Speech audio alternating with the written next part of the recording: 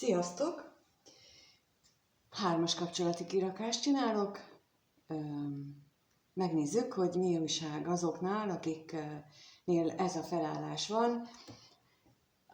Amint látjátok, van 2 pár, ők azok, akik együtt élnek, és ők azok, akik nem élnek együtt, de energetikailag valamilyen módon kapcsolódnak egymáshoz, és attól 3-as kapcsolódás, hogy van a középső személy, aki mindkét párnál ugyanaz, és van egy olyan társa, akivel együtt él, és van egy olyan harmadik fél, akivel nem él együtt, de hát van valamilyen kapcsolat közöttük, és ez lehet napi szintű, vagy energetikai szintű. Szóval ezért 3-as kapcsolódás, és azt nézzük meg, hogy ebben az esetben, vagy az ő esetükben, akinek az energiája majd ide érkezik, mi a helyzet. És akkor itt emlékeztetnélek benneteket arra, hogy ugyanezt a kirakást lehet kérni videós felvételbe, ahol a ti energiátokra csatlakozom rá, és az személyes, és még van a Hála 50-es akció, amelynek keretében most minden szolgáltatás féláron megvásárolható, beleértve ezt a videóst, az egyéni kirakásokat, azokat a kurzusokat, amelyekben az itt majd biztos, hogy előkerülnek olyan dolgok, de legalábbis a többiben mindegyiknél szokott olyan nehézségek előjönni, amit a kurzusokon én személyesen szoktam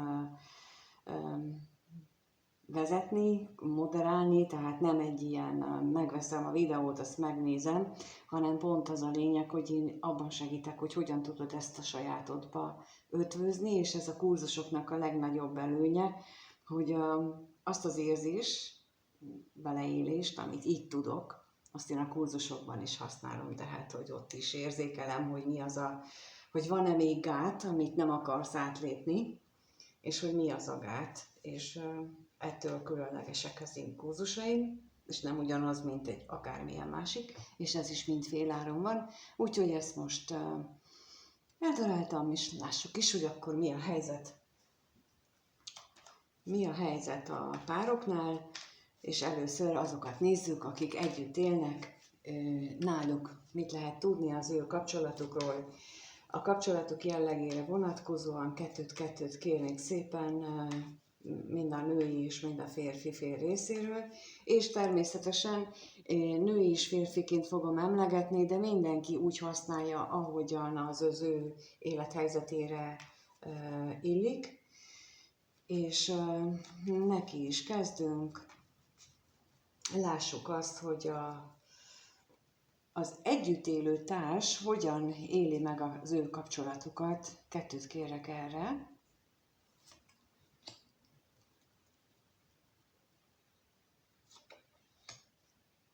És hogyan éli meg a középső személy az együtt élő társal való kapcsolatát.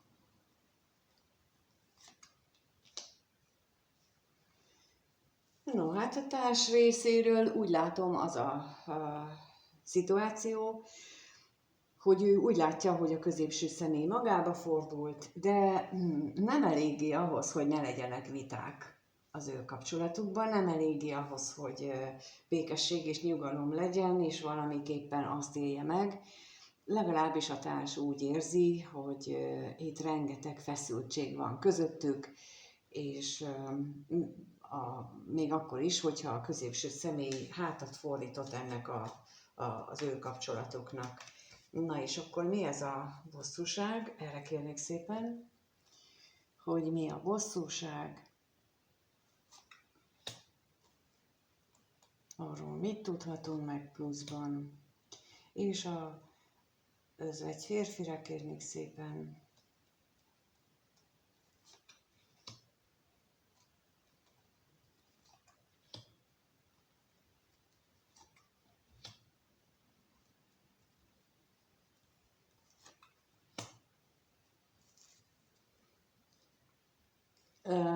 úgy látszik, hogy a bosszúság, vagyis a viták, azok abból erednek, hogy szerinte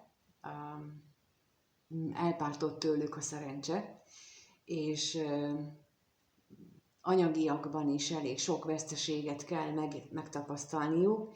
Lehetséges, hogy valamelyiküknek, vagy mindkettejüknek például a munkahelyen van problémája, és lehetséges, hogy ott kevesebb anyagiakat kapnak, nehezebben élnek meg, de mindenképpen olyan, szóval az anyagi bevételi forrásuknál, inkább így mondom, tehát a bevételi forrásuknál apadás állt be, és ez hát jelentős veszteségként éli meg, és lehet, hogy azt is érzi a társ, hogy ez mondjuk a középső személyt nem érdekli.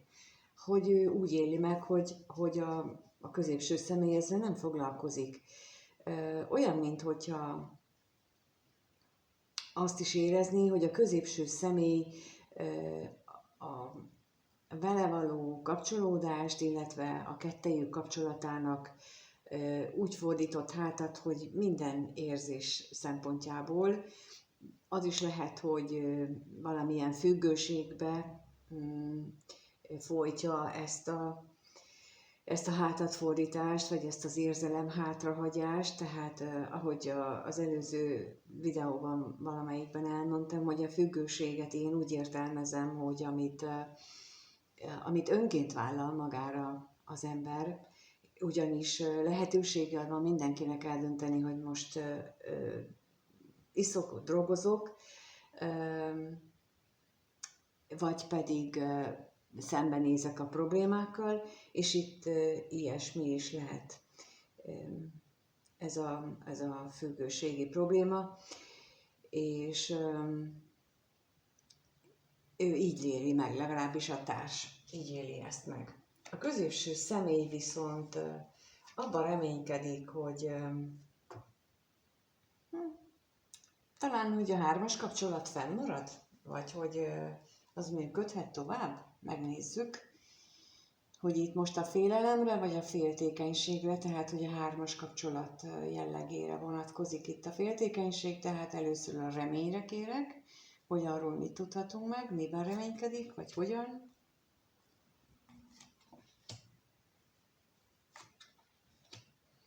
És a féltékenységnél is kérek.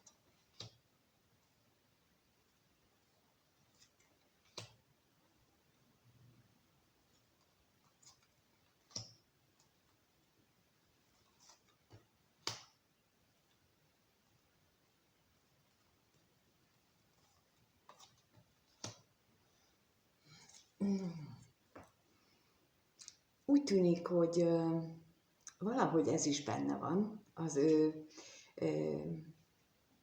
ehhez a kapcsolathoz való hozzáállásában, hogy a 3-as kapcsolat megmarad, és mert hogy nagyon vágyik rá, lelkileg teljesen magával ragadja őt ez a vágy, hogy ez a kapcsolódás fennmaradjon.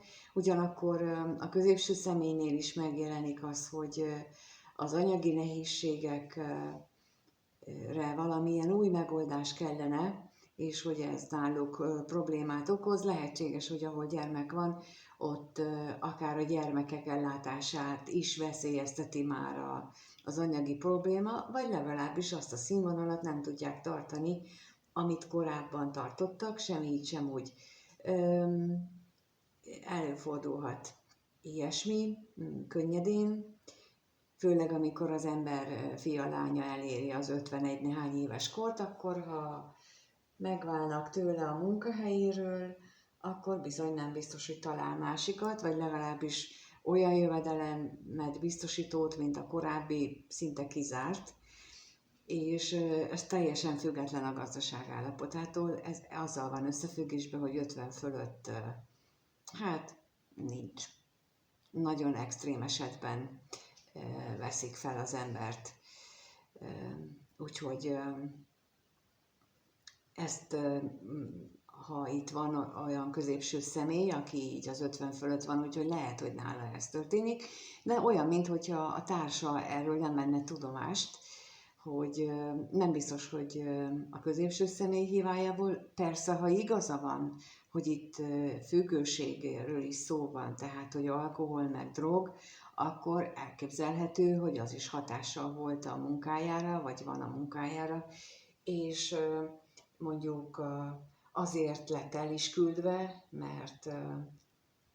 mert ez gátolta a munká végzésében, ez a függősége, vagy pedig azért is nem talál, mert hogy annyira eluralkodott rajta ez a függőség, hogy nem tud olyan munkát találni, ahol ezt ne vennék észre rajta, mondjuk így. Szóval úgy gondolom, hogy de egyik fél sem titkolja azt, hogy itt a jövedelemmel probléma van, csak még az egyik, a társ úgy gondolja, hogy itt arról van szó, hogy a középső személy jelentősen hozzájárult az anyagi helyzet romlásához, a középső személy meg úgy éli meg, hogy hát bizony ő a hármas kapcsolatban látja a kiutat, vagy legalábbis, hogy az megmaradjon az ő általános jólétét figyelembe véve. Na és akkor megnézzük, hogy a másik kapcsolatban mi a helyzet. Arról a kapcsolatról mit tudhatunk meg, kettőt kérnék szépen ott is mindkét fél részéről a kapcsolat jellegére vonatkozóan, tehát hogy ők hogyan élik meg a kapcsolatukat, és akkor először kettőt kérek a középső személy részéről, hogy itt hogyan éli meg ezt a kapcsolatot. És a harmadik fél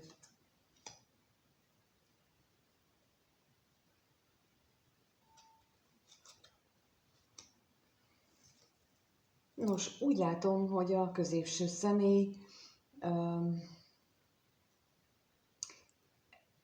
meg fontos a harmadik fél is, meg fontos a meglévő kapcsolata is, vagy, és akkor majd mindjárt rákérdezünk, vagy az van az ő ehhez a kapcsolathoz fűződő gondolatvilágában, hogy jó lenne, hogyha ezzel a harmadik féllel egy közös hosszú távú kapcsolatuk legyen. Na és akkor itt kérnék az özvegyasszonyra, hogy erről mit tudhatunk meg.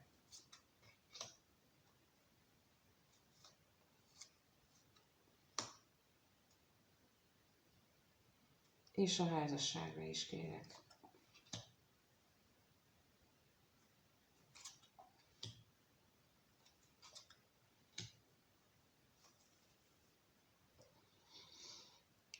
Inkább az első variáció, tehát hogy a meglévő kapcsolatában ott sok a vita és veszekedés. Ha megnézitek, itt is ez jött ki, a vita, a veszekedés is, hogy a sors hát nem túl kegyes hozzájuk, és erre a kapcsolatra is hatással van. Olyan, minthogyha nem tudná ezért az ígéreteket megtartani, vagy lehetséges, hogy erre hivatkozva, vagy ő magában úgy érzi, hogy az ő jelenlegi anyagi problémái miatt ez a kapcsolat, ez nem tud működni, mert hogy nem tudja még azt a szintet sem, amit eddig tudott volna ebbe a kapcsolatba belevinni. És ezért aztán itt neki ezzel problémák hadával találkozik nap mint nap. Míg a harmadik fél erősen gondolkodik azon, hogy a múltban ez a hármas kapcsolódás és ezek az ő benne meglévő félelmek, azok hogyan voltak, milyenek voltak, mi az, amitől ő félt, illetve hogy mi az, ami most reális esélyben, tehát félelemben megnyilvánul, és ez az, ami jelenleg az ő kapcsolathoz való hozzáállását jelentősen befolyásolja, és az ajándékra kérnék szépen.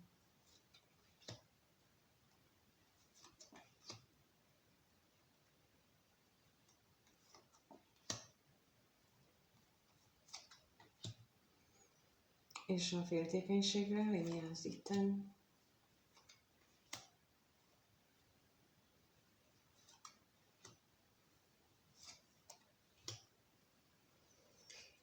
úgy látom, hogy itt azért lehetett különvállás, vagy legalábbis olyan nagy változás, ami hát negatív hatással volt erre a kapcsolatra. Méghozzá az is elképzelhető, hogy a középső személynek a lelkiismerete miatt, és most így a harmadik fél azt gondolja, hogy a középső személy előtt lévő akadályok, azok még mindig ott vannak, és azok elbizonytalanítják a középső személynek a lépéseit, hogy milyen irányba haladjon, tehát, hogy ő úgy érzi, hogy ez a kapcsolat jelenleg nagyon instabil, nem tudja, hogy merre fog menni, és leginkább azért, mert a középső személy bizonytalan, és a múltban is lehetséges, hogy nem vállalta fel már úgy a kapcsolatot, hogy az ígéreteinek a betartását, és hogy nem lehet tudni, mire számítson ettől a személytől. És ugye nem is áll messze az igazságtól, mert itt is azt látjuk, hogy a középső személy még mindig azon lavírozik, hogy azt a kapcsolatot is megtartsa, de akkor a harmadik, tehát ez a másik kapcsolat is meglegyen, és hogy ő ebből mind a kettőből a maximumot kikaparja maga számára. Igen, ez lehetséges, hogy így van, és ezen gondolkodik. De megnézzük akkor, hogy hogyan gondolnak egymásra. Hát ha a gondolataikból még több mindent megtudunk a kapcsolatukról, és azt, hogy ahhoz a párhoz hogyan viszonyul. Úgyhogy lássuk, az együtt élő párjával ő hogyan van az együtt élő párjával ez a középső személy, és kettőt kérnék az együtt élő társ részéről, hogy mit gondol a középső személyről először. És a középső személy mit gondol az együtt élő társáról. Hát a társ részéről úgy látom, hogy a megbízhatatlan jelző az úgy helytálló lehet, nem nagyon tartja az ígéreteit, illetve állandóan változtatja,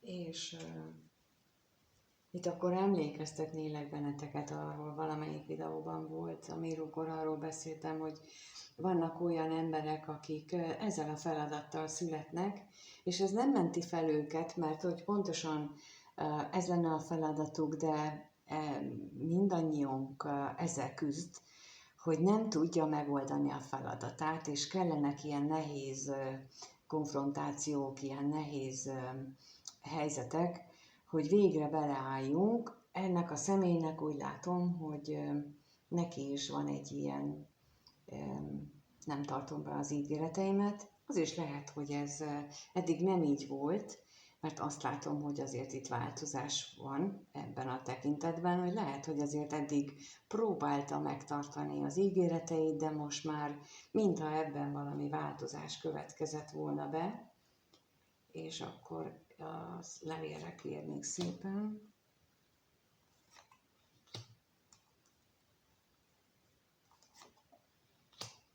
És a halálra is kérek.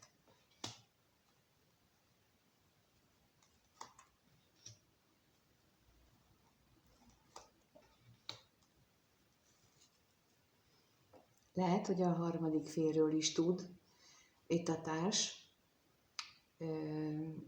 és úgy annak tulajdonítja be, hogy a középső személy viselkedésében, például az ígéretek betartásában, a kommunikációs távolságtartásban, tehát lehet, hogy keveset beszélnek, csak ilyen ad-hoc jelleggel, tehát, hogy menjél, vegyél a boltba ezt, vagy vidd el le a iskolába azt a gyereket, szóval mindegy.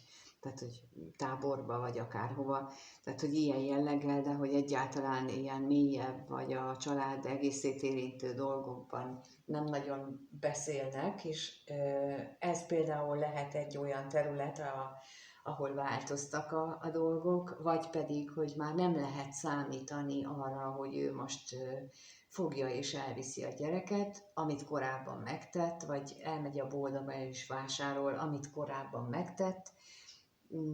Tehát most még így ebből is kihúzza magát. És most az jut eszembe erről, hogy hasonló esetet tapasztaltam sok-sok évvel ezelőtt egy ismerősnél, ő is 51 néhány évesen lett nem nyugdíjas, hanem elküldték, és nem kapott munkát, és ő nem tudta ezt feldolgozni magában. Tehát, hogy a család hasonlóan reagált rá, hogy elvárták volna tőle azt a ritmust, azt a közreműködést a család életében, amit korábban csinált. Egyszerűen nem vették figyelembe, hogy annak az embernek összetört a lelke attól, hogy ő nem tudja férfiként biztosítani a családnak a biztonságát. És ez minden férfinak probléma, de vannak, akiknek meg ugyancsak ilyen születési terheléssel, plusz terheléssel érkeznek, és ő például öngyilkos lett annak idején, tehát ugye nem bírta elviselni ezt az állapotot, és senki nem vette észre a családban. És itt most azért mondom el ezeket, mert nagyon sok esetben lehetséges olyan is például, hogy amikor egy személlyel együtt élünk, vagy párkapcsolatunk van, akkor a párkapcsolati problémák jelentős része az a szülőknek a viselkedési mintáiból ered, tehát például a nőknél a leggyakoribb párkapcsolati problémát okozó dolog az, hogy az édesapjuk az nem volt ott az életükben, nem olyan mértékben, ahogy ők igényelték volna, nem olyan módon, ahogyan igényelték volna, és itt mindegyik a lényeges, mert lehet, hogy az édesapjuk egyébként tök normális ember volt, csak a lánynak mondjuk másképpen igényelte volna a figyelmet, a gondoskodást, más lett volna az igénye, de nem ezt kapta meg, és az édesanyja sem kompenzálta ilyen szempontból, és ahhoz, hogy itt most megértse a társat, nem is tudja megérteni, mert és az édesapját, vagy az, hogy az ő problémája az honnan van, hogy itt a másik személynek a problémájába való beleélés szükséges, és én azért is hangsúlyozom ki ezeket, mert enélkül egyetlen párkapcsolat sem tud jól működni, hogy ezeket a láthatatlan háttér problémákat nem oldjuk meg. És itt most valamiért ezt a régi ismerősömet kaptam most, hogy erről beszéljek, mert hogy ő például annyira nem bírta elviselni a családjának nem a közönnyét, hanem hogy meg nem értését. Tehát, hogy nem értette meg a családja, hogy ő egyébként lelkileg magába zuhant, összetört attól, hogy 51 néhány évesen őt leírta a társadalom, és hogy ő senki, hogy aztán ezt így vetett véget, és például ő nem alkoholizált, amennyire én emlékszem, de itt lehetséges egy erőteljesebb függőség, ez is lehet a háttérben, és itt ilyen szempontból is érdemes megnézni, meg olyan szempontból, hogy a társ az milyen szülői mintát hozott magával, és hogy ott is volt-e hasonló, és akkor így próbáljátok így átgondolni, hogy ez nálatok hogyan van. Tehát ez az önmunka valójában, amikor így elkezdjük megérteni a másikat és megbocsátani például a szülőknek ezeket a idézőjeles vétségeiket, hogy ilyeneket csináltak, meg nem idézőjeleseket, hanem valódi vétségeket, amit nem biztos, hogy akarattal követtek el, hanem akaratlanul. És itt is úgy látom, hogy a középső személy nem biztos, hogy akarattal csinálja azt, amit csinál, hanem sokkal inkább az előbb is azt láttam, hogy ő próbál kapaszkodni, és a harmadik féllel való kapcsolatát ilyen kapaszkodónak használja. Már értem, akkor ezért kellett, hogy itt is neki is őt nagyon mélyen érinti ez a jelenlegi helyzet, a férfiúi, vagy hát mindegy, ezt a belső lelki világát nagyon mélyen érinti ez a jelenlegi szituáció, és ezért van szüksége a harmadik féllel való kapcsolatra, mert ott olyan, mintha biztatást kapna, és itt azt látjuk, hogy azt éli meg az együtt élő társal kapcsolatban, hogy ott meg állandóan a féltékenykedés, a problémázás van, és akkor itt most kérnék szépen a féltékenységre, hogy erről még mit tudhatunk meg.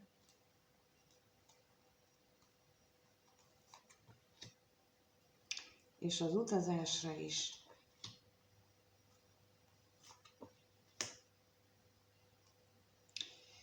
Hát igen, mint mondtam, tehát hogy a problémázás van, emiatt a kapcsolatuk az szörnyű, szinte elviselhetetlenül szörnyű, ugyanakkor pedig az látszik, hogy a gondolatai, mármint a társnak a gondolatai a középső személy szerint mindig az anyagiak körül járnak, és hogy már nem szereti, és hogy miért nem szereti, és miért nem úgy van, mint régen, és miért így csinál, és egyszerűen nem látom. Tehát azt látom, hogy ők nincsenek egy hullámhosszon, egy rezgésen, tehát ez nagyon más-más szinten vannak, és akkor így már értem, hogy miért kellett azt a régi emléket nekem elmesélni, mert hasonló lelki állapotban lehet itt ez a középső személy most. Na és akkor megnézzük, hogy milyen a másik kapcsolatban egymásról a gondolkodásuk. Tehát kettőt kérnek arról, hogy a középső személy hogyan gondol a harmadik félre. Kettőt kérek, hogy hogyan gondol a harmadik félre.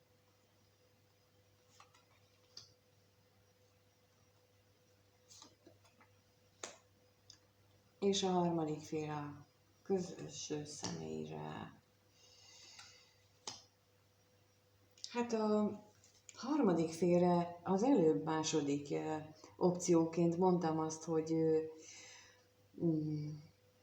mint egy társra gondol, és itt az látszik, hogy ő úgy éli meg, hogy ez a harmadik fél egy valódi társat, akivel érzelmileg is el tudná képzelni az életét, de akkor még itt a szerelemre kérnék szépen.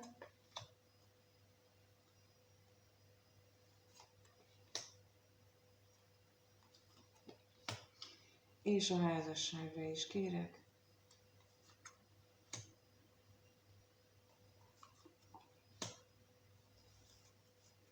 Bár az anyagiak tekintetében az ő kapcsolatuk most eléggé instabil lenne, a múltban azért valószínűleg jobban álltak mindketten anyagilag.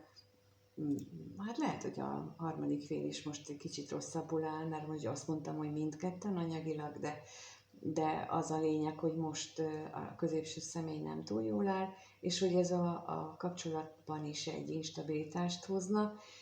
És érzelmileg pedig azt látom, hogy ez a kapcsolat nagyon is tüzes és nagyon is szenvedélyes, már beteges módon ragaszkodnak, vagy ragaszkodik legalábbis a középső személy a harmadik félhez, de hogyha úgy van, ahogy az előbb mondtam, hogy azt érzékelem, hogy ő lelkileg nagyon nehéz állapotban van, vagy nehezen éli meg a jelenlegi élethelyzetét, akkor nem csoda, hogy kapaszkodik ebbe a szép érzésbe, mert ez a szalmaszál a fuldoklónak, és jelen esetben ugye a középső személy a fuldokló.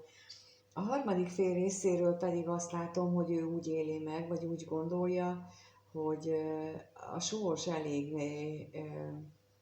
nehéz akadályok elé állította őket, és nem túl kedvező ettől a kapcsolat. És akkor most a szerencsére kérnék szépen.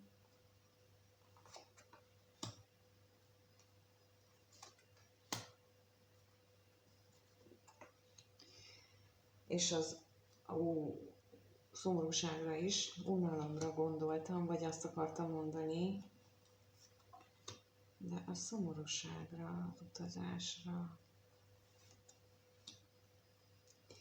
Lehetséges, hogy a sorsnak olyan tervei vannak, hogy a férfi az, bár ugye távolságban, mint ahogy mondtam, hogy ők nem élnek együtt, tehát ez egy távkapcsolat, vagy fel nem vállalt kapcsolat, és hogy a férfinak lelkileg magába kell nézni, ugyanakkor pedig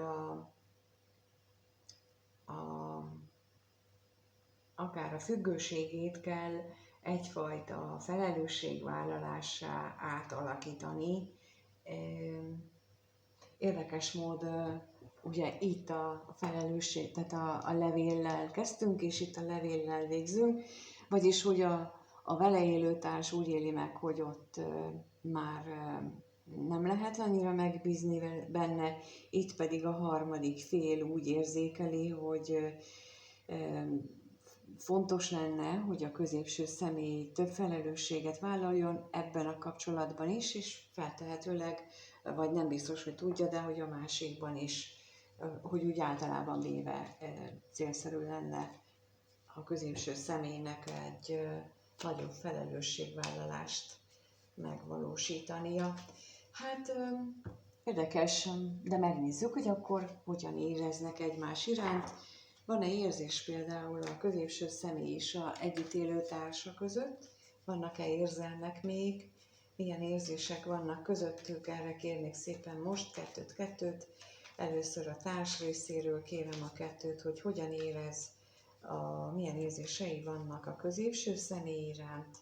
Arra kérjek kettőt.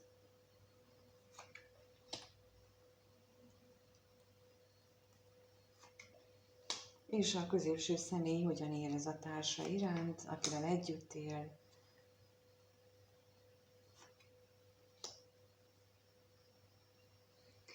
Hát a társ részéről úgy látom, hogy ha vannak gyerekek, akkor a gyermekek miatt bizonytalan az érzései, mert lehet, hogy most az jön, hogy nem meri utálni. Hogy a gyermekek miatt nem meri az utálatát kimutatni. Tehát, hogy így ez a bizonytalanság jön, de akkor most kérek szépen a gyermekre, hát ha kapunk valami mást, mert ez jött ez az utálat, és ezt így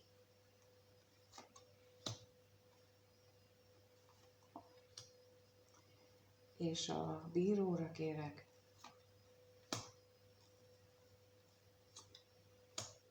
Ja, hát igen, lehetséges, hogy ennek az utálatnak nem véletlenül jött ez a szó a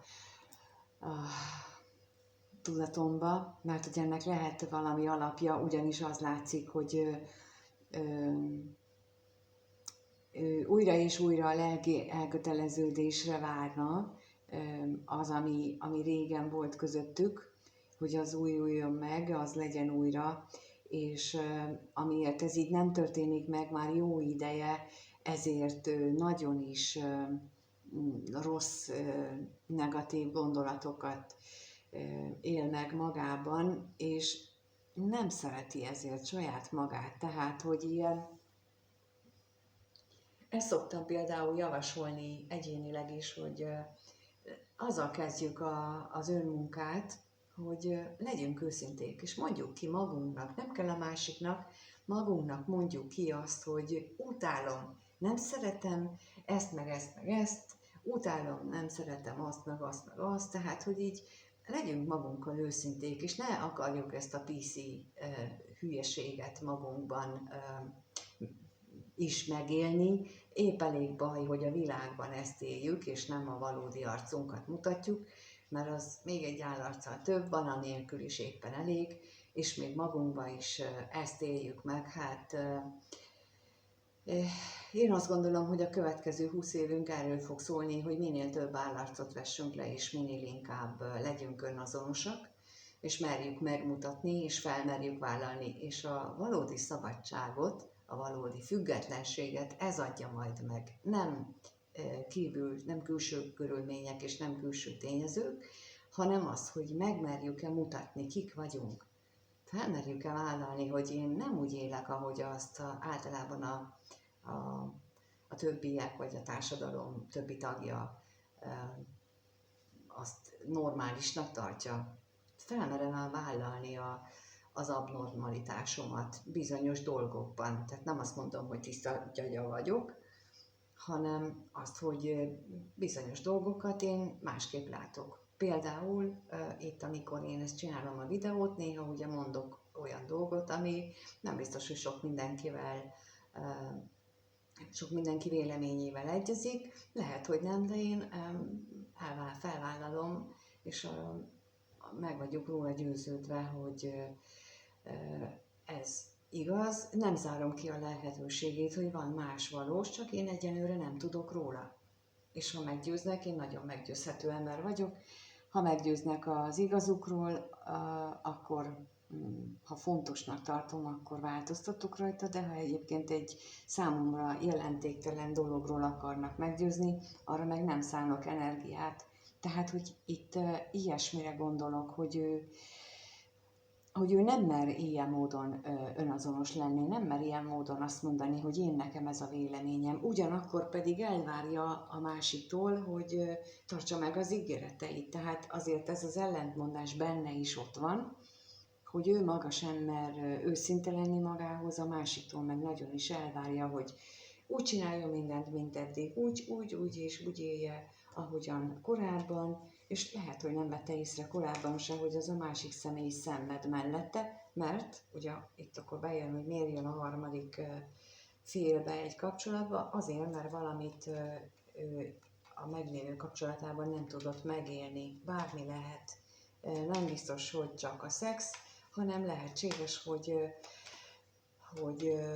a gondolatok, a beszélgetések, az intimitás, a gondolati és érzelmi intimitás nem tudta megélni, kimutatni, mert a simogatás, a szeretett nyelvük nem egyforma volt, úgyhogy, és ebben nem önazonos az együtt élő társ magával.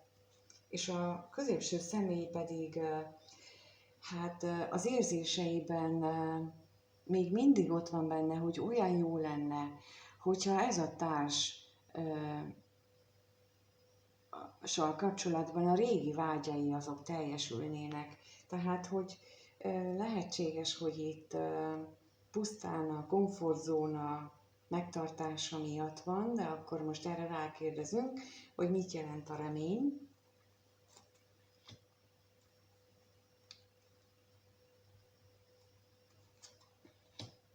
És a vágy.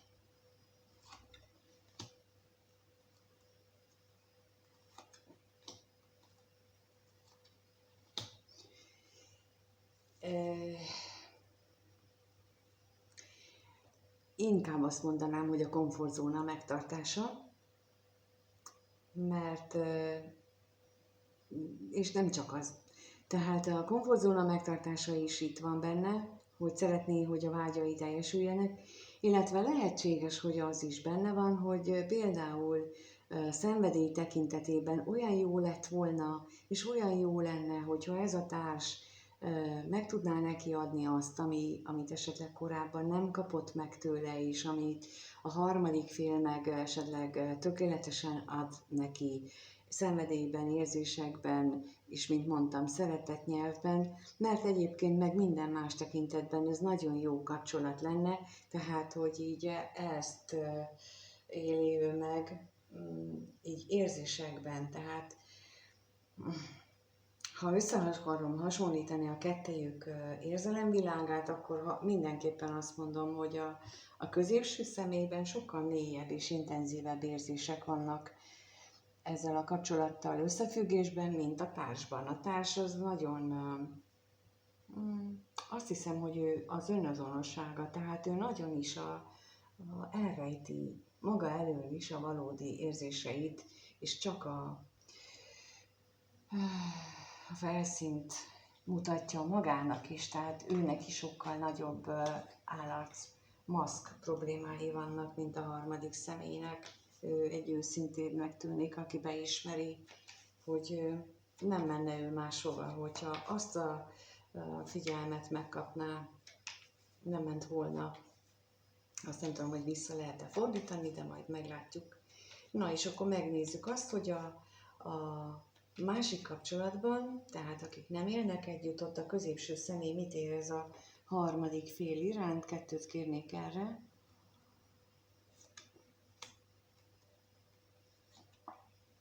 És a harmadik fél a középső személy iránt.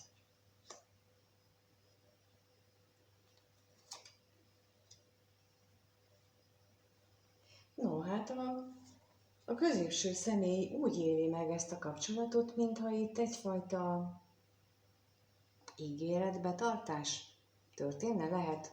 Tehát, hogy itt lehet, hogy korábban, ugye az első kérdésnél kijött, hogy a harmadik fél úgy éli meg, hogy a középső személy nem egy megbízható ilyen szempontból, és hogy, vagy az előbb, inkább a második kérdésnél, hogy nem egy megbízható, és jó lenne, hogyha itt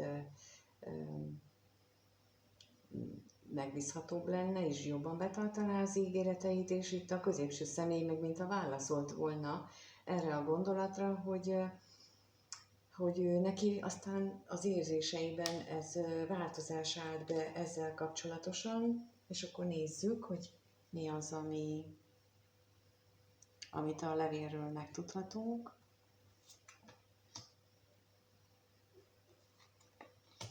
És a halálra is kérlek szépen.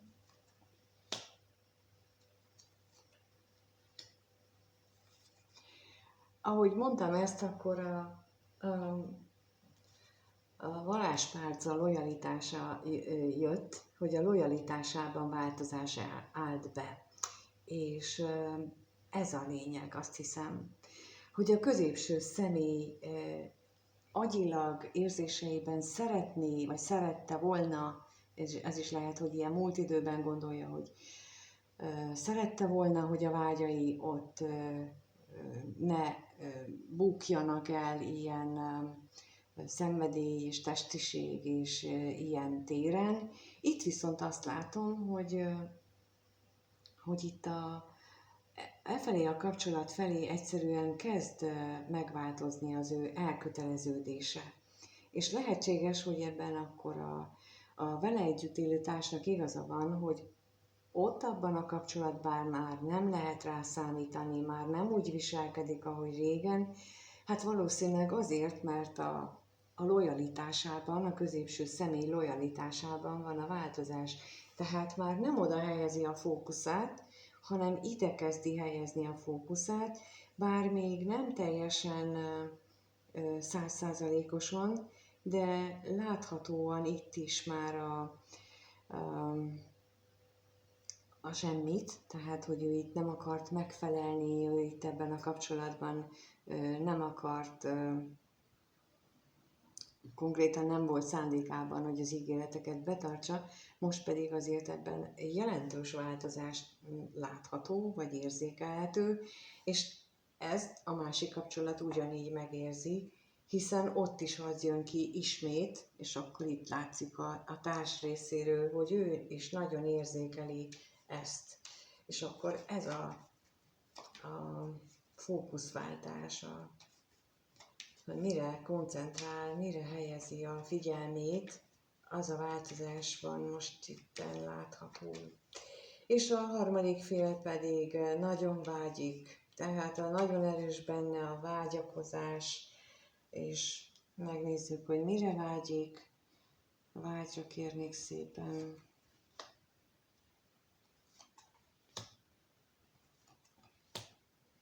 És a pénzre is kérek.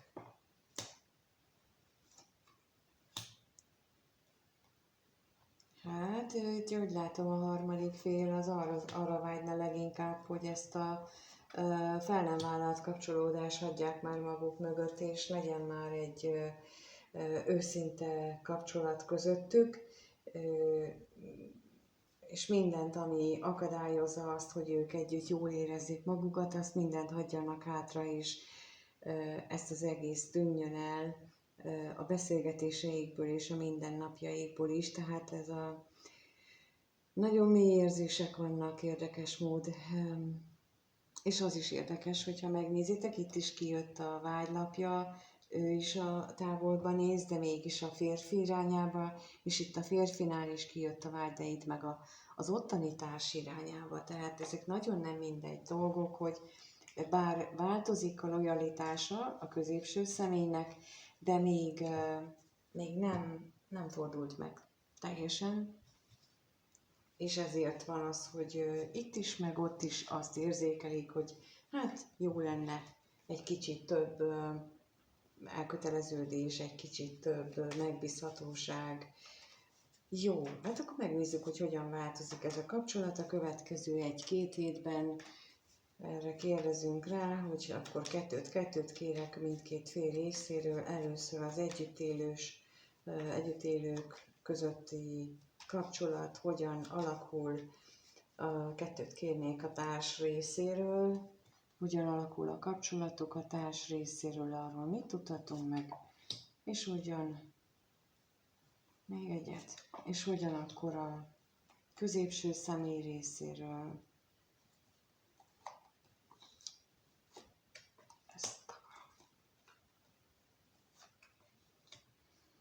Jó, hát a társ részéről azt látom, hogy időről időre lehetséges, hogy a munka miatt lesznek viták, de az is lehet, hogy egy-egy hátráló lépés lehet a részéről, vagy a másik fél részéről. Na de azt megkérdezzük, hogy mit tudhatunk meg a váratlan örömről.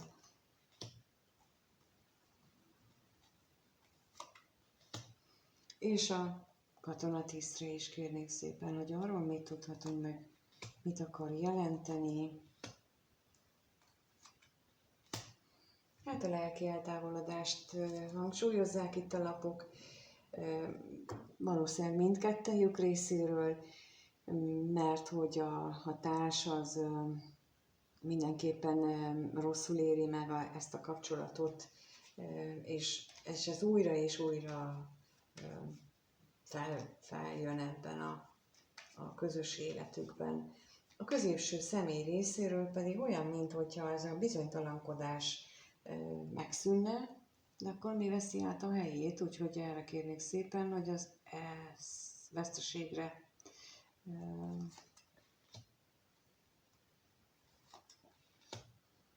és a bíróra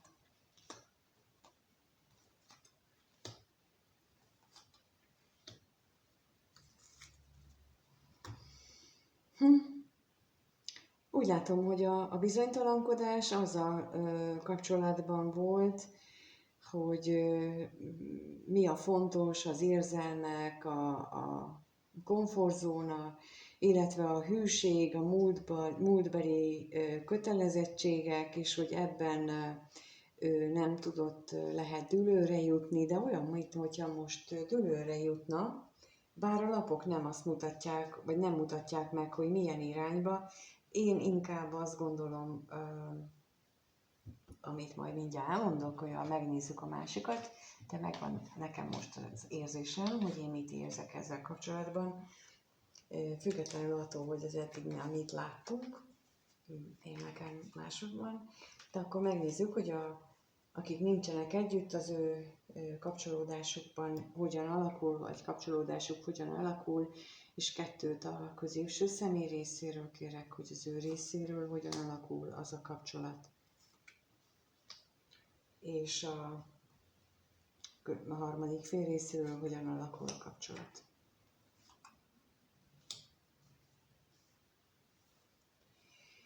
Na, hát jó, hogy nem mondtam ki, mert a középső személy részéről most azt látszik, hogy ő itt ebben a kapcsolatban már ott vannak az érzelmek, de mégiscsak hátat akar neki fordítani, és itt ugyanez jött ki tulajdonképpen, hogy most az érzelmek vagy a komfortzóna, ugye mondtam ezt, hát ott úgy látszik, hogy a komfortzónát választja.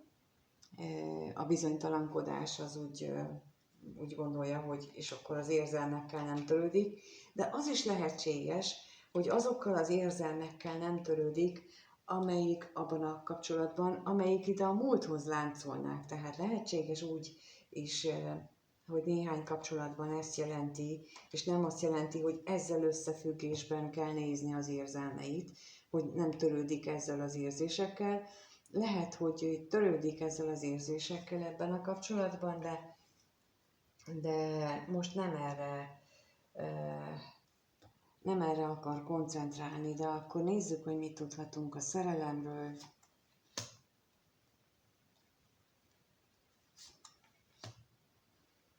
És az özvegy férfiről.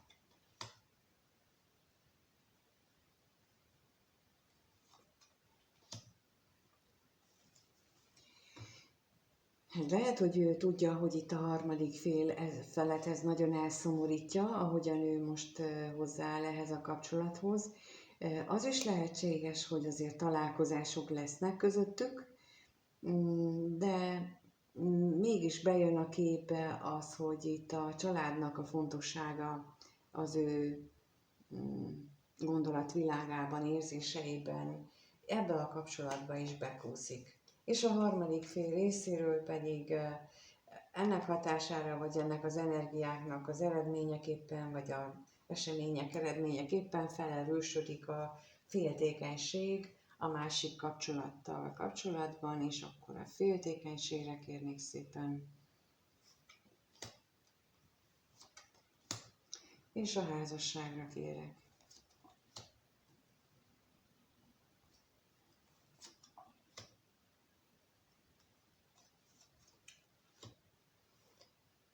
Hát itt ezt látom, hogy felerősödik a féltékenység.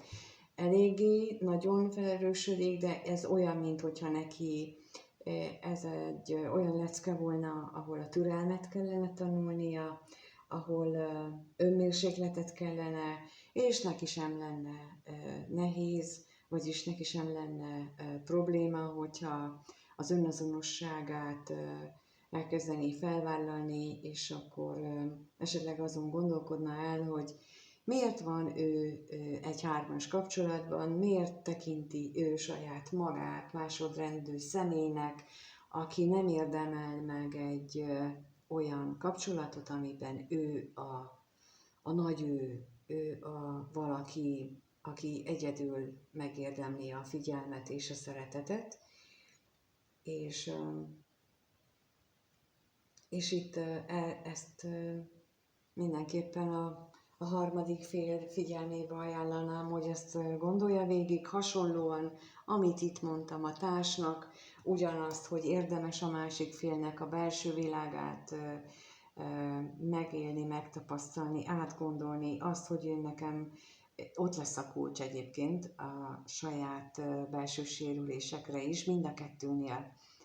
A középső személy emlékezteti őket arra, hogy milyen belső sérüléseket cipelnek, és a középső személy a megoldás is egyben. Tehát nem csak emlékezteti általában, hanem ő a megoldás is, és akkor például amikor kurzuson vagyunk, akkor ezeket szoktuk boncolgatni, hogyha így nem jutok vele előre, de itt mindkettőnek ezt javaslom. Lehet ebben önállóan is haladni, én nem mondom, hogy nem, azért is mondom el a kérdéseket, hogy ezekkel lehet önállóan dolgozni, és javaslom, mert ez hozza meg a valódi függetlenséget és szabadságot, a belső biztonságérzetet, a kényelmet, és azt, hogy már nem lesz szükség arra, hogy egy harmadik, tehát egy ilyen hármas kapcsolati személy